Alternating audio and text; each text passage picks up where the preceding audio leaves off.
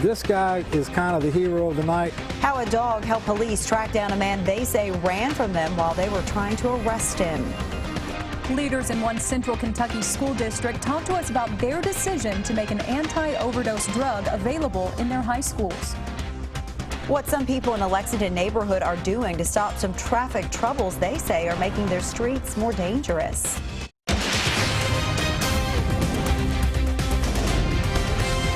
This is WKYT News at 6. Good evening to you. It started with a traffic stop that police say led them to find what appeared to be marijuana in a car, but they say the driver put up a fight when they tried to take him into custody. Frankfort police say they had to chase after 32-year-old Heriberto Hernandez. They say thanks to a dog at a nearby home, he wasn't on the run for long. Kristen Kennedy has our top story at 6. If dogs are really man's best friend. Like, he's a lover boy. He is the most lovable thing, but he's also the guy that'll This one bark, protect. could be, You know, doesn't like strangers very well. a policeman's partner. Yeah, he's a protective guy. Titan is Patrick O'Neill's guard dog. But he's looking out for all of us that night. Sunday, officers tried to pull Heriberto Hernandez over near O'Neill's neighborhood. He didn't stop right away, drove around a couple apartment complexes that were nearby, and finally pulled into a space and stopped. Hernandez eventually stopped near these apartments. Officers say he was under the influence, and when they went to arrest him, he ran off right into O'Neill's backyard. But then all of a sudden, 2 police cars went flying down Terralinda Drive, just with all their, vroom. Titan here took off, just raising Cain towards this back part of this pool area, just barking up a storm. The barks caught the attention of a few officers. They asked O'Neill if they could check his backyard. That's where he was hiding out until Titan ran him out. And then he took off from around there. O'Neill says Hernandez broke a pot and his fence trying to get away. A few nails, a few boards. We'll try to get that fixed this week sometime. Officers say he punched one of them in the face and put them in a chokehold. It became a very dangerous situation very quickly. And he took something that was, minor traffic offense, driving without a license, no insurance, those kind of things, to a whole nother level. Hernandez left in the back of a cruiser facing several felonies. Titan ended his night with a full belly. I gave him some treats that night. Yeah, he got a couple bites of steak. In Frankfort, Kristen Kennedy, WKYT. Hernandez is facing several charges, including assault of a police officer and resisting arrest. We have been tracking strong storms across parts of Kentucky the last couple of hours, and some of them are dumping heavy rain. Chief Meteorologist Chris Bailey shows us what's on the Defender radar network right now. How about it, Chris? Yeah, we are indeed picking up on those showers and thunderstorms that are causing a few issues out there locally with some very heavy rains and just a tremendous amount of lightning across especially eastern Kentucky. Everything lifting in from south to north with that flow that is wide open out of the Gulf of Mexico, and it's just now kicking in. It was a little slow starting this weekend, but it is here in new parts of eastern Kentucky as of now. Heavy rains lining up from the Pikeville area up toward Louisa, Sandy Hook, and right on top of the Mountain Parkway corridor. Look at that heavy rain on top of West Liberty up Route 7 and toward the southern parts of Rowan County here coming up shortly. Frenchburg, Menifee County, that extends back to the west into Montgomery County. Owensville, look out. You got some thunder and lightning heading your way here shortly. Bluegrass region, and we promised you an hour ago that when we checked on this for the metro, we would start to see a little action by 6 o'clock. And there you go, with some isolated showers and thunderstorms beginning to flare up just a little bit from Cynthiana, Harrison County, and in northern parts of Fayette County, Lawrenceburg, and southward we go toward Nicholasville with some isolated stuff. A little thunder and lightning all of a sudden showing up near Lake Cumberland, down toward Whitley City. That future hour-by-hour radar coming at us in some waves right on through 1, 2 o'clock in the morning, with things calming down after that. But we have a front that is a very slow mover to our west. It has been so stubborn that it gave us a little break over the weekend. That break is up, though, as showers and storms increase over the next few days. We'll track that when I come back in a few.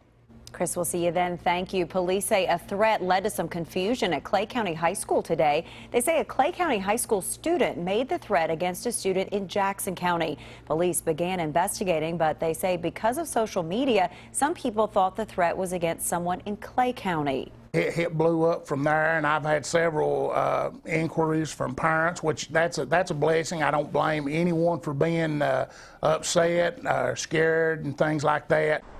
Security was increased at Clay County High School today as a precaution. Police in Manchester say they've questioned the student who made the threat, but there's no word if charges will be filed. Public schools across the state may soon provide the anti-overdose drug Naloxone, also known as Narcan, to its students and staff. On Thursday, the Kentucky Department of Education announced every school district in the state is eligible for free supplies of the drug thanks to a grant from the Clinton Foundation and Adapt Pharma. New at 6, we caught up with school officials in Madison County to find out why they've decided to take advantage of the free drug. Drug abuse is an unfortunate reality across the country. According to the Office of Drug Control Policy, there were more than 1,200 fatal overdoses last year in Kentucky alone. Most of our communities are dealing with some type of drug issue. That does eventually creep into our school buildings, whether we want to admit that or not. Community Education Director Aaron Stewart says when free supplies of Narcan became available to high schools in Madison County, they felt it was a necessary precaution. Any precautionary step or measure that we can take for the safety of our students and our staff, it's probably a good idea to go ahead and do that. We don't anticipate ever needing to use it, but it's there if that situation ever does arise. Mandy Bowen has a daughter at Madison Central High School. She acknowledges that unfortunately, times have changed. Trying to raise a child in this world is way tougher than it was, many years ago. There are a lot more experimental drugs. Drugs are stronger nowadays, and it is extremely scary for a parent. While Bowen isn't sure how she feels about the need for Narcan, she says she'd have to agree she'd rather be safe than sorry. I don't know if I think that it's necessary, but anything that could potentially save a child, I can't see how I could be against it. It's not an endorsement. We're not trying to give anybody the easy way out or anything like that. It's just that if there's a medication available to save somebody, then, we always feel like that's the right thing to do. Free training for school officials on the use of Naloxone will be held September 14th in Lexington. On WKYT.com, we have a list of schools in Kentucky that have the drug available. Just look for this story on our website. Kroger announced today that more of its pharmacies in Kentucky now have Naloxone available without a prescription. 80 pharmacies in the Louisville division, which includes the Lexington area, are among them. Kroger leaders say making Naloxone more easily available can help reduce the number of drug overdose deaths in the state. Now that a new school year is underway here in Fayette County, one neighborhood is back to traffic troubles. It's a problem people on Blairmore Road have been dealing with for a decade. But as Miranda Combs explains, it may not be slowing down anytime soon. This street is near Henry Clay High School. You can set your watch by the line of cars leaving school every day. So it doesn't take long to notice an issue here. This is a neighborhood. And that's a lot of traffic. All the neighbors know there's a problem. There's been others work on, the no parking signs before me and some other things. Richard Mars is raising a family here. It's a perfect neighborhood. We love the community. He has been since 1999. For most of those years, though, he's also been raising this issue. I feel like it's one of those things where I'd like to prevent a tragedy before it happens. He told us about close calls. I had light poles taken down. You see that dent. Then terrible wrecks he's watched right outside his door. And it tore her car to the firewall. And I thought somebody had died. Those were strangers, those that chose to drive by his home. But what he's most concerned about is those that live in these homes.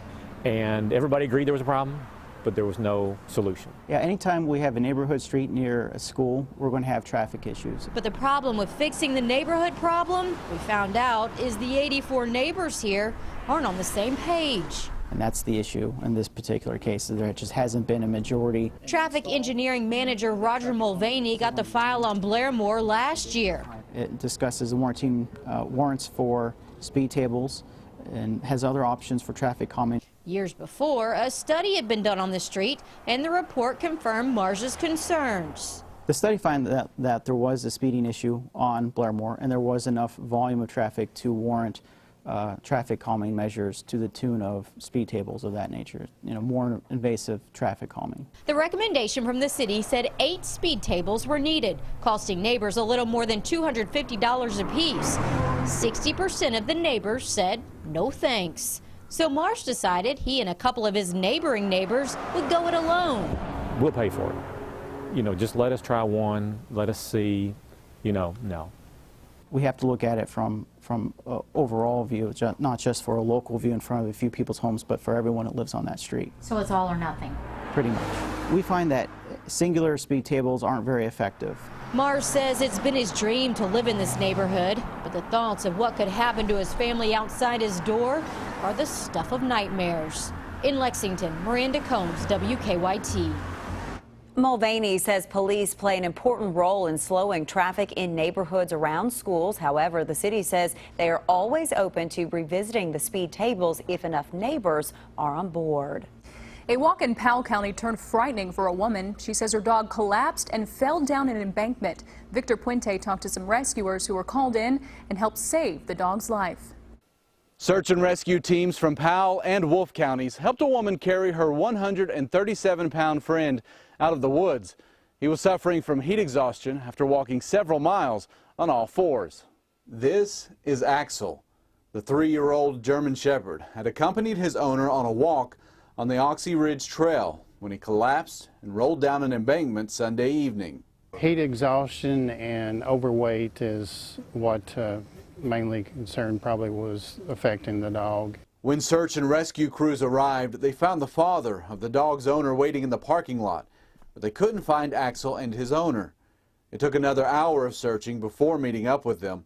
Luckily, some other hikers on the trail had a tarp, and it helped carry the dog almost 3 miles. The first initial crew actually was able to help pack the dog out to Service Road. Sparks says this isn't the first dog-related call they've gotten recently. We had one actually go down on the trail, and unfortunately, heat exhaustion, heat stroke, actually it succumbed to that. But they hope it's the last. He says it's simply too hot to take dogs on long trails. Axel had previously been in the gorge, but things had changed since then. Of course, it was only 1 year old then, and in the meantime, you know, a couple years later, it actually didn't have the exercise like it used to. Sparks said the owner told them she planned on taking Axel to the vet to be checked out once she got back home to Ohio, but he seemed to be recuperating. In Powell County, Victor Puente, WKYT. Sparks suggests waiting until cooler temperatures to take dogs on hikes or going early in the morning. Months after a Richmond police officer was killed in the line of duty, his police cruiser will soon be back in service. How it will be a tribute to him next. Richmond police will put a fallen officer's cruiser back into service with a new look. Officer Daniel Ellis was killed in the line of duty last fall. For months, his cruiser was parked in front of the Richmond Police Department, surrounded by flowers, balloons, and messages of support. But now police have added Officer Ellis's badge number to the car, along with a thin blue line and his signature. The school resource officer will drive the car, and he's based at the same high school where Officer Ellis's wife, Katie, works as an assistant principal. Every time they see this car at the school, you know, they'll remember that. They'll remember him, and they'll remember, you know, what he stood for. His cruiser will be parked in front of the Richmond Police Department for a few days before it officially goes back into service. Now, your hour-by-hour forecast with Chief Meteorologist Chris Bailey. Flow is straight out of the Gulf of Mexico. From south to north, we're getting these rounds of showers and thunderstorms packing a punch, especially eastern Kentucky. Look at our Defender radar network that is lining up with that line of thunderstorms. That's the first of several lines we've been dealing with across parts of the region, lifting quickly toward Interstate 64 into the mountains of eastern Kentucky, between the Mountain Parkway and 64 here into Rowan County. Get ready. This is zipping its way quickly through there. May have winds 30, 35 miles an hour. A lot of lightning, a lot of thunder, and some very heavy rains. You can pick up a quick inch in less than an hour with some of the action that's out there. Strongest part of the cell is just to the north of downtown West Liberty. That's not too far away from Zag, Wrigley, heading toward the Clearfield area of Rowan County here shortly. From Frenchburg over toward Owingsville and Mount Sterling. Thunder and lightning really picking it up a notch or two. Bluegrass region, all of a sudden now, we're starting to get a darkening sky, and we are hearing some rumbles of thunder here from Cynthiana and Millersburg, Carlisle, from that little thunderstorm that may have some brothers and sisters kind of growing up around it all of a sudden in the next 10, 15 minutes. Downtown Lexington is okay. Just to the west, though, into the Fayette and Woodford County line, we are starting to pick up on a gusty shower, and we can actually see that to the west. You can see the little rain shaft showing up just beyond the downtown area. That is over toward Versailles, and that is working its way toward Bluegrass Airport in the west side of Lexington. Some additional stuff around Campbellsville, southern Kentucky, heading towards Somerset, a little thunder and lightning here into Whitley City and Williamsburg. For the folks down here, this is what, round 3 or 4 this afternoon. A little bit of a break toward I-65, but the rain train gears back up across the Mississippi Valley, and that is that front that is slowly moving its way toward the region, and that means more showers and thunderstorms around tomorrow.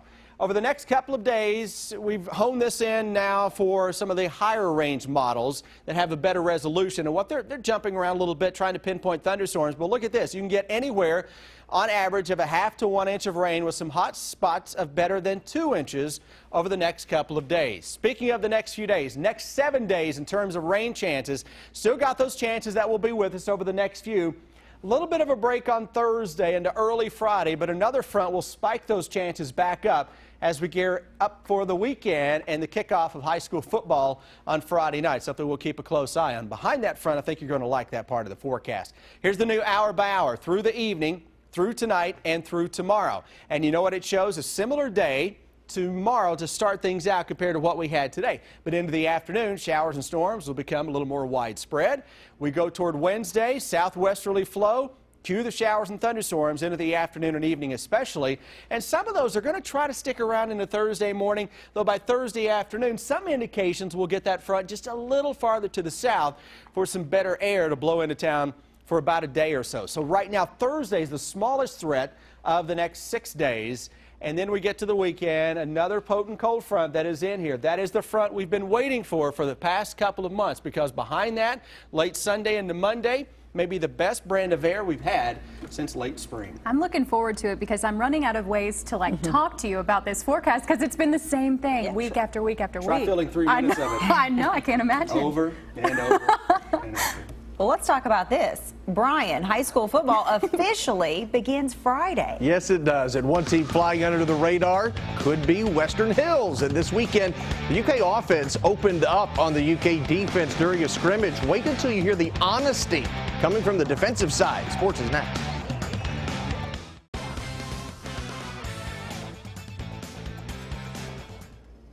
The earliest use of the following phrase is first documented in an Ohio newspaper in 1921. To talk the talk, you better walk the walk. Throughout the first 10 days of fall camp, the UK defense has been openly vocal about how good they are. But during Saturday's scrimmage, the UK offense embarrassed the defense, so much so the UK defense has reassessed its talking strategy. They had a great game Saturday, and they really closed our mouths. We did all the talking, and then Saturday came, and the offense just came out there and whipped our butt. And I mean, that's an eye opener, because we can play some small team and be talking all that trash, and then they come out here and shock us. So I mean, that's just a lesson learned for the whole defense, that maybe we need to be quiet and let our play do the talking. Yeah, I agree with you on that one. Counting down to UK football season, 19 days away. 19 worn by Keenan Burton, Kevin Coleman, Howard Schnellenberger, and Chris Jacobs. C.J. Johnson made 19 stops in a win over EKU last year and against U of L. In 2015, Josh Forrest picking off a pass at the UK 19, running 81 yards for the pick six. Kentucky forced 19 fumbles last year, recovered 9. Blake Bone, 19 yards a catch a season ago, and Joey Worley kicking a school record 19 field goals in 1985. For a complete countdown, go to WKYT.com.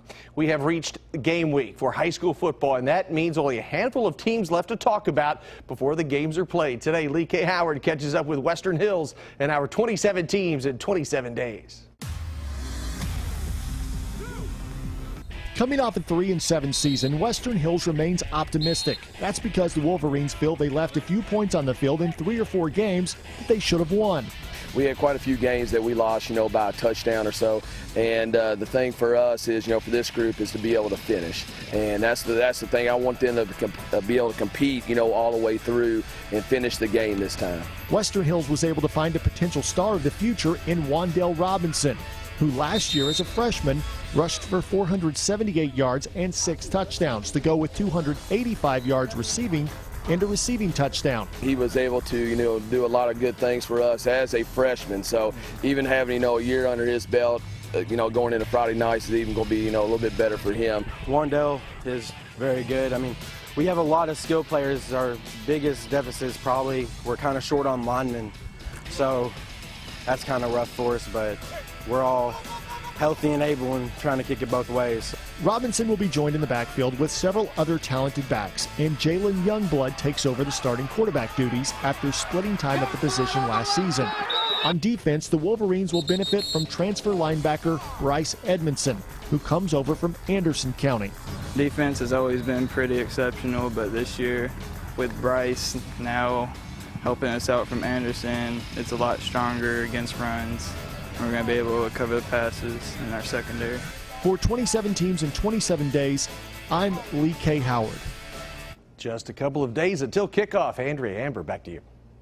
A final check of your first alert forecast is next. And then on the CBS Evening News, what experts say parents could still be doing wrong when they put their babies to sleep. A lot of folks have seen a lot of rain. My mom has been telling me it's been raining to beat the band there for the last couple hours. West side of Lexington earlier today picked up 0.4 of an inch in 8 minutes. It didn't rain or drop here at the station.